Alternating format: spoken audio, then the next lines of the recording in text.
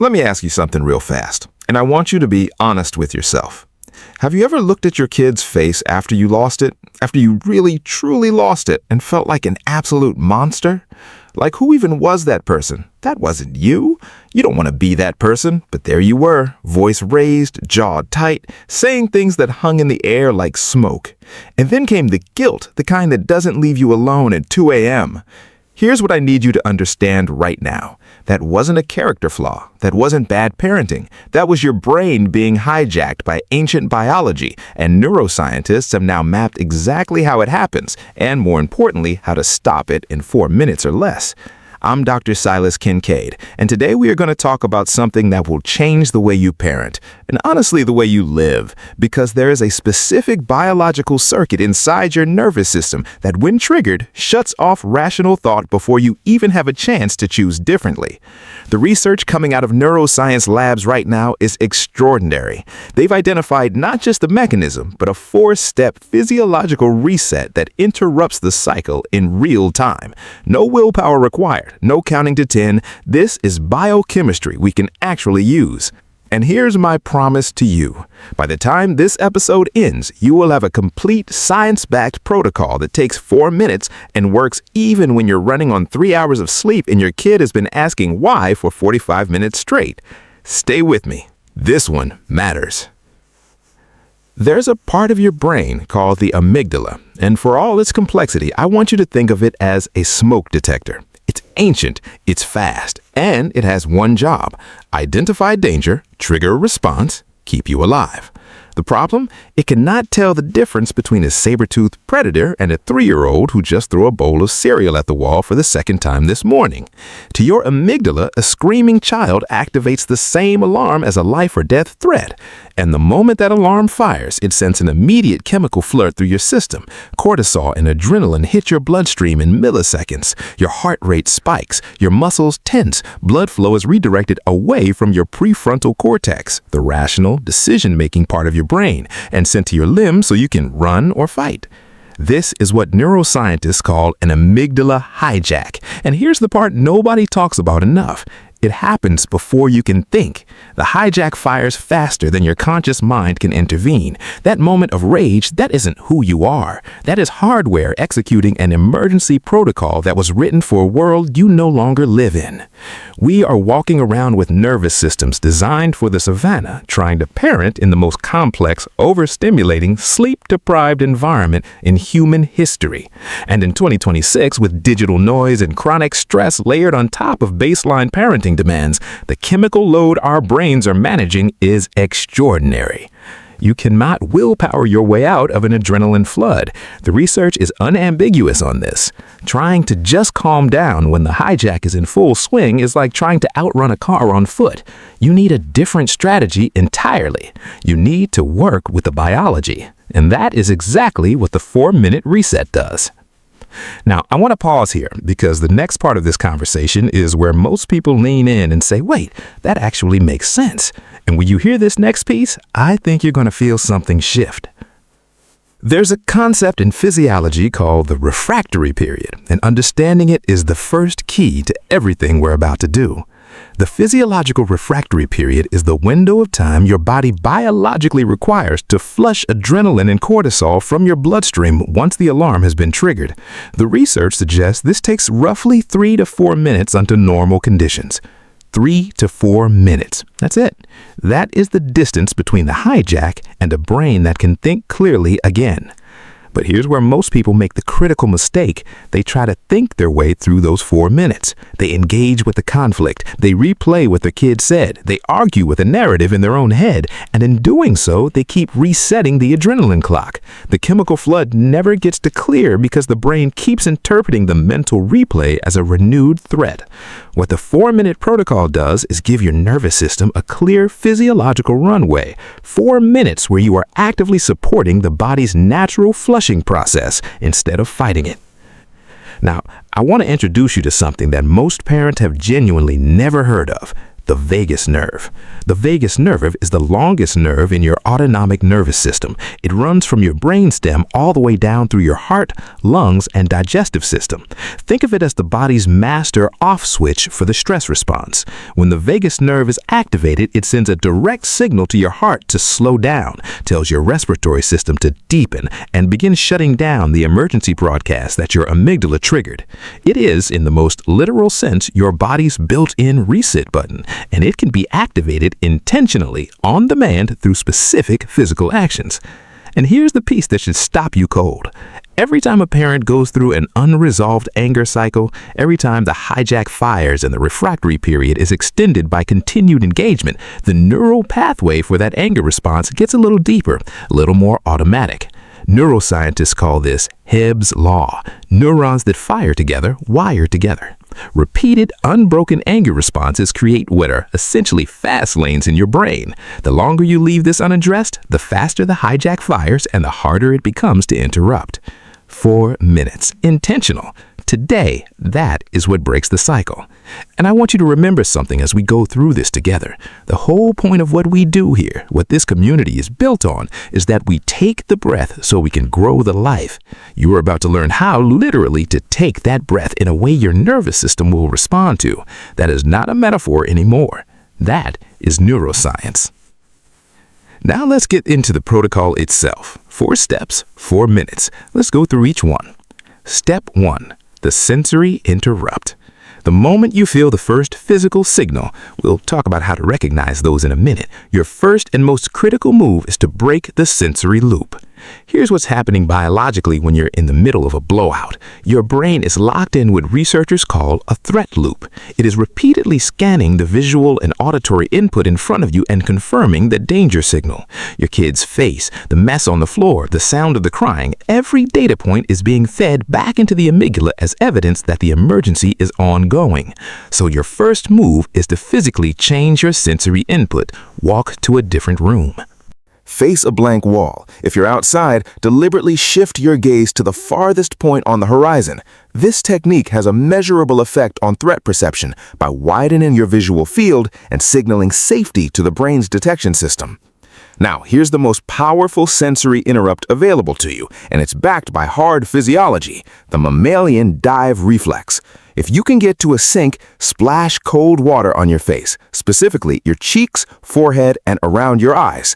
Cold water on that part of the face triggers an involuntary, immediate drop in heart rate. This is not a trick. This is a reflex hardwired into mammalian biology. It happens whether you want it to or not. You are essentially hitting a hardware-level reset. Even without cold water, the act of changing your physical location sends a powerful signal to the nervous system. The threat has changed. You are no longer inside the emergency. Give yourself 30 to 45 seconds here and do not re-engage. Not yet. Step 2. The biomechanical override. Now that you've interrupted the sensory feed, it's time to take the steering wheel back from your stress response. And the most direct way to do this is through the vagus nerve.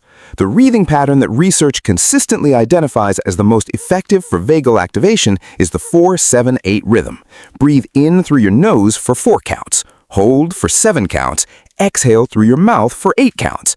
That extended exhale is the critical variable. When your exhale is longer than your inhale, you are directly stimulating the vagus nerve. You're sending a message to your brainstem that the emergency is over and that it's safe to re-engage the prefrontal cortex. Think of it as manually overriding the alarm system, not through force, but through the specific signal that the alarm needs to hear. Do 2 to 3 complete cycles. You will feel a physiological shift, not imagined, measurable. Heart rate slows, the jaw unclenches, the tunnel vision begins to widen. Speaking of the jaw, this is critical, and it's something almost no one teaches. During an anger response, the muscles of the jaw, neck, and shoulders act as storage containers for the physical energy of the stress response. If you skip them, you leave biochemical kindling in the system. So, after your breath cycles, I want you to do a full squeeze and release. Clench your jaw as tight as you can. Clench your fists. Hunch your shoulders to your ears. Hold it for 5 seconds, then release everything at once. This physical discharge dumps the stored muscular tension and sends a powerful completion signal to the nervous system. The stress cycle has an ending. You just gave it one. Now, here's something I want to say directly, because this is where I've seen people almost give up. Some of you are thinking, I can't do this. The moment I walk away, everything gets worse. My kid escalates. I feel like I'm abandoning the situation. I hear that, but here's the truth. Staying in the room in a dysregulated state doesn't resolve the situation. It amplifies it. Walking away for 4 minutes with intention is the most responsible thing you can do. It is not escape. It is preparation. Keep going. Step 3, the internal reframe. By now, roughly 2 minutes in, your adrenaline levels are beginning to drop and your prefrontal cortex is coming back online. This is the window where the most powerful shift of the entire protocol happens, and it's the one that will transform how you see your child in moments of conflict. Here's what I want you to practice doing in this window. Replace your internal narrator. During the hijack, your internal narrative is almost certainly built around intent. Your kid is trying to push your buttons. Your kid is being manipulative. Your kid is doing this on purpose. That interpretation keeps the threat signal alive because it frames the situation as a personal attack, and the amygdala reads personal attacks as danger. The neuroscience reframe is this. Your child is not a manipulator. Your child is a struggling nervous system. A nervous system with an immature prefrontal cortex that literally does not yet have the biological capacity to regulate its own emotional responses. The behavior is not malicious. It is neurologically developmental, and it is calling out to a regulated nervous system, yours, to help bring it back into balance. That's all. That's what's happening.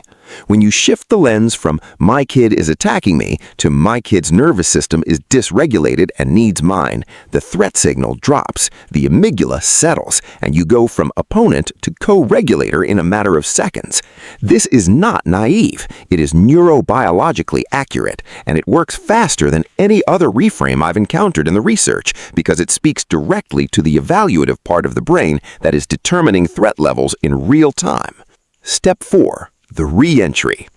4 minutes from when you walked away, you're ready to return, but how you re-enter matters enormously. Don't come back with an explanation. Don't come back with a consequence. Don't come back talking about what just happened. Come back with your body. Come back regulated, grounded, and physically soft.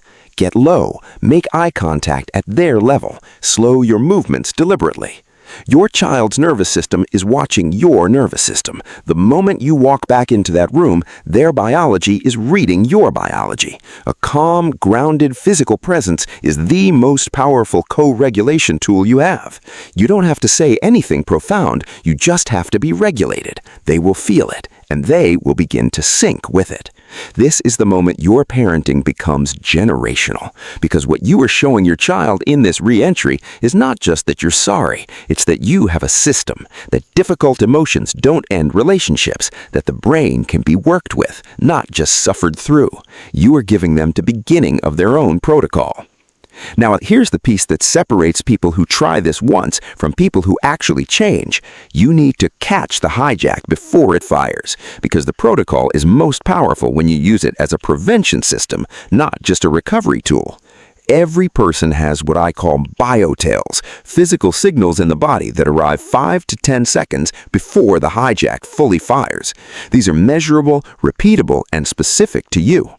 For some people, it's a flush of heat rising up through the neck. For others, it's a tightening sensation across the chest, right here, or a sudden narrowing of their visual attention, like the world gets smaller. Some people feel it in their jaw first, a clench that happens before they even register the emotion. Some feel it in their breathing, shorter, higher in the chest. Some feel it in their stomach, a sudden drop. Your biotail is yours, and your job over the next 2 weeks is to become a student of it.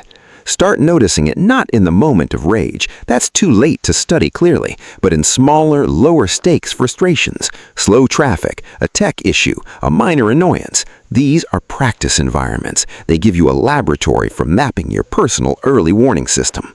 Once you know your signals, you can build what I want to call a neuro reset zone in your home. This doesn't have to be elaborate. It can be a corner of the kitchen, a spot near the back door, a particular chair.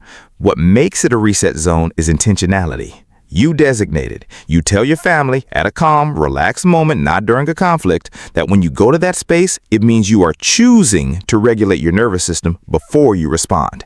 You're not withdrawing. You're not punishing anyone. You are doing the most responsible thing a parent can do, which is refusing to respond until your prefrontal cortex is back in the driver's seat. And here's the long game truth that I want to leave you with, because this is the thing that actually brought me to this research in the first place.